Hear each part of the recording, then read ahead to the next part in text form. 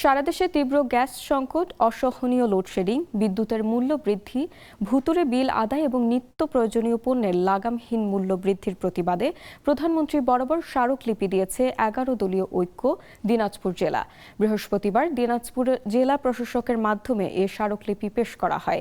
এর আগে জেলা প্রশাসক কার্যালয় প্রাঙ্গণে আয়োজিত সংক্ষিপ্ত সমাবেশে বক্তব্য দেন জেলা জামায়াতের সাবেক আমির আফতাব উদ্দিন মোল্লা, জেলা জাকপা নেতা ইমরুল কায়েস রূপম, বাংলাদেশ ডেভেলপমেন্ট পার্টির জেলা সভাপতি রুহুল আমিন, জেলা জামায়াতের সহকারী সেক্রেটারি ও ছাত্র শিবিরের সাবেক কেন্দ্রীয় সভাপতি রাজিবুর রহমান পলাশ, জেলা জামায়াতের সহকারী সেক্রেটারি মাওলানা সাইদুল ইসলাম সৈকত, দিনাজপুর ২ আসনের জামায়াতের প্রার্থী অধ্যক্ষ AKM আফজালুল আনাম, জেলা কর্মপরিষদ সদস্য মোহাম্মদ আনোয়ার হোসেন, শহর আমির মাওলানা সিরাজুস সালিহিন এবং দিনাজপুর শহর ছাত্র শিবিরের সভাপতি ও কেন্দ্রীয় কার্যনির্বাহী পরিষদের সদস্য মাসুদ রানা সহ অন্যান্যরা। স্মারকলিপিতে উল্লেখ করা হয়, গ্যাস ও বিদ্যুৎ সংকটের কারণে দেশের শিল্প কারখানা, ব্যবসা বাণিজ্য এবং গৃহস্থলীর স্বাভাবিক কার্যক্রম মারাত্মকভাবে ব্যাহত হচ্ছে।